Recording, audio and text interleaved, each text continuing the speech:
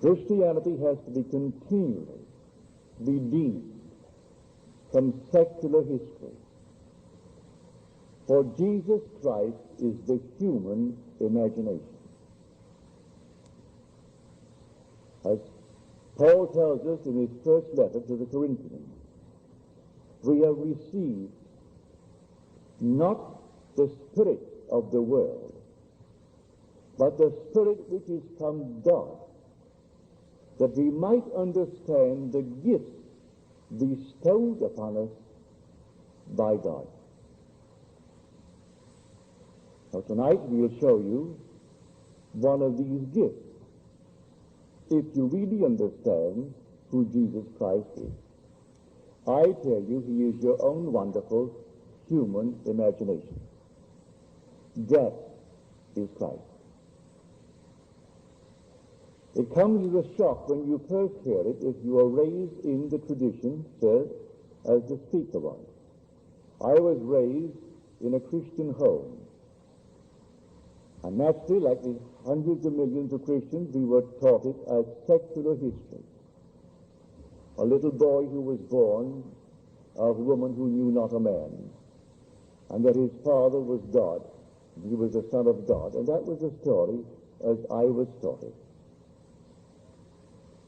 But I was searching and seeking from the time I think I can remember. I believed the story as Mother taught it to him. I did believe it. And I can't tell anyone the shock that was mine. And sometimes maybe I wondered if it would not have been better to return back, like Israel in the desert, and go back into slavery. But I couldn't any more than they could. They had to keep moving towards the promised land. For when you are disillusioned, having been taught the story, as we all have been taught it, to discover that he is not something in history. He is nearer than your breathing. In fact, he can't even be there. He is your very self. He is your own wonderful human imagination. It comes as quite a shock. Well, I can tell it best by telling you a story. The year was 1933. Roosevelt was elected. I had been in this country for 11 years. I never really wanted to go back to Barbados. My parents came up in that year, and they pleaded with me to come to Barbados and join the family, become a member of the family. And I declined. I said no. I saw them off at the boat, and strangely enough, as they sailed, and they were on the deck, and I waved goodbye to them, a peculiar feeling came over me. And I had a desire that I never had in 11 years, to go to Barbados. I had just said goodbye to them, and said no to their request. They would have paid all expenses and brought me back, and everything would have been perfect. Then from the boat, I went to my old friend Abdullah. He was born, so I am told, in Ethiopia. He was a black man, raised in the Jewish faith, but really understood Christianity as few men that I ever met understood it. He understood the law, not the promise. He understood the law. So I went to him and I told him the feeling that came over me, that I wanted to go to Barbados. I just waved at my parents, and a peculiar feeling possessed me. And he said to me, "You are in Barbados." Well, that did not make sense to me. I'm standing in this place on 72nd Street off Central Park West. That's where he lived. He lived at 30 West 72nd Street. And there I am in this place, and he's telling me that I am in Barbados. He didn't explain what he meant. So, as the days went by, I said to him, "Ab, I am no nearer to Barbados than I was when I spoke to you." And he said to me, "If you are in Barbados, you cannot discuss the means of getting to Barbados. You must actually live in Barbados, in your imagination, as though you were there, just as if, and view the world from Barbados. If you sleep in Barbados and view the world from Barbados, the means will appear and you will go to Barbados. But as far as I am concerned, you are already in Barbados, because you desired it. That in principle, all you have to do is simply to enter it. And you enter it now in New York City, even though that's 2,000 miles across water, and you aren't going to walk across water, but you enter Barbados and view the world from it. If you see the world from Barbados, then you have to be in Barbados. He did not explain to me then, but I learned later, that man being all imagination, man is wherever he is in imagination. And imagination is the God in man, that is the eternal body of the Lord Jesus Christ. And all things are possible to him. And by him all things were made, and without him was not anything made that was made. That what is now proven was once only imagined. These things I did not know then. He simply talked in the overall picture. But I did my best, and I slept mentally in Barbados, in my mother's home. I looked at the world and saw it from Barbados. I saw New York City 2,000 miles to the north of it, the northwest. For we are on a certain latitude, 13 north, New York is 42 north. We are the 59th longitude, New York is the 74th. So I thought northwest, as I could imagine it. I heard the tropical noises. We call this land tropical. It really isn't tropical in the really true sense of the word. When you go into the tropics, it's something entirely different. I was born in the tropics, almost on the equator. It's an entirely different odor. Sunsets go like this. You look at the sun, and the sun disappears suddenly. A ball of red light becomes green. You're looking at the sun, and suddenly, in a matter of a split second, you're seeing a green sun. You're seeing the complement of red. So we have no twilight in Barbados. The sun goes down rapidly from a red ball to a green ball, and you're seeing a green ball. So the whole atmosphere differs.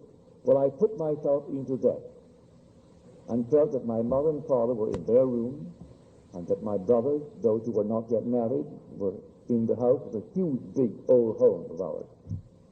And there I slept. This was now late October. When it came to the end of November, I said to Ab, I am no nearer Barbados. He said, you are in Barbados.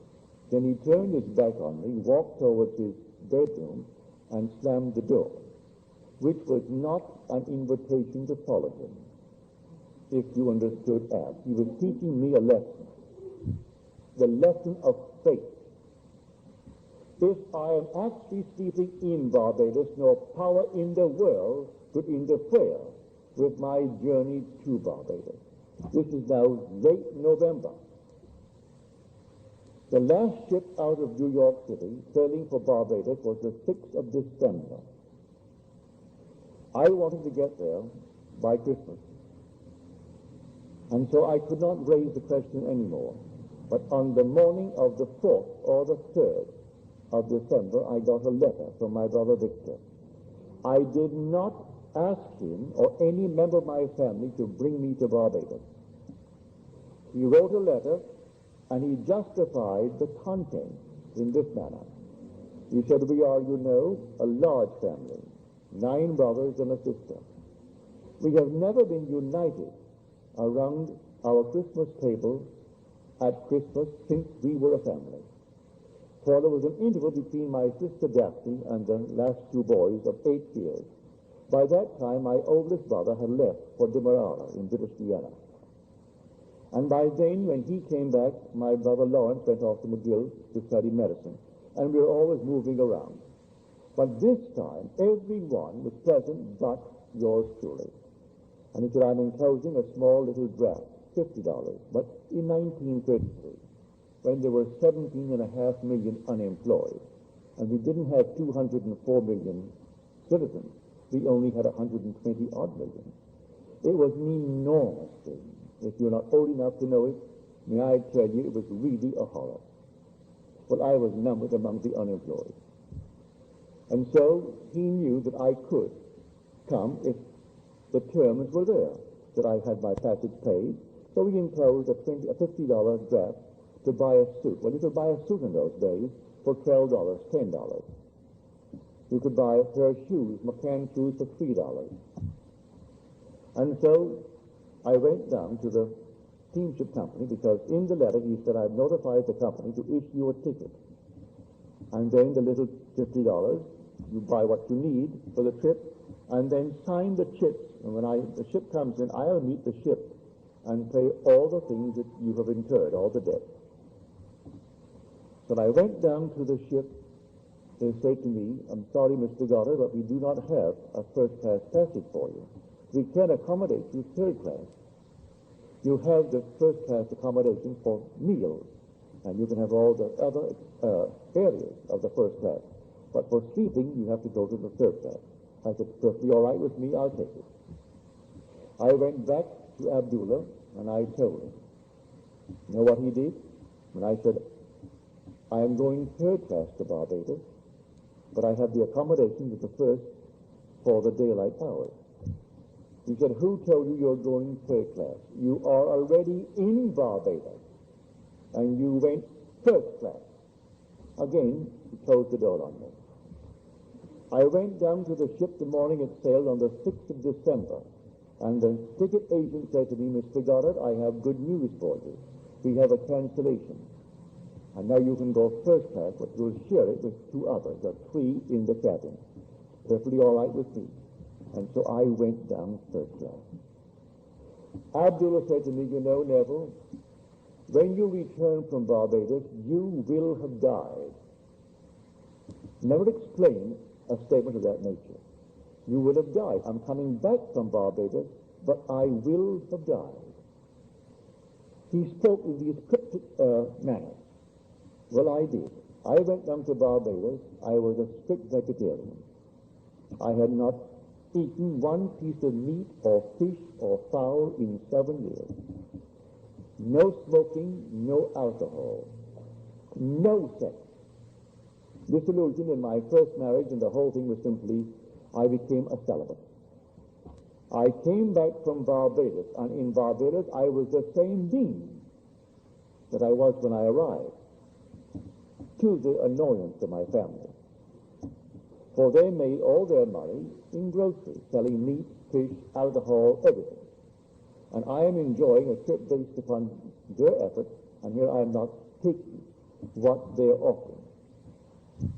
On my way north, I did everything I had not done in 7 years. He was right. I died. That state of consciousness died. That's what died.